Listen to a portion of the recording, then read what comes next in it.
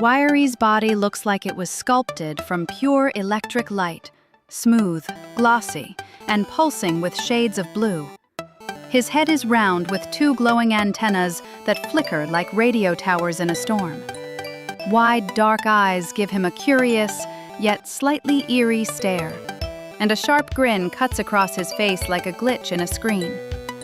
His thin, tapering body makes him seem both harmless and strangely fast, a digital ghost trapped inside a cartoon shape.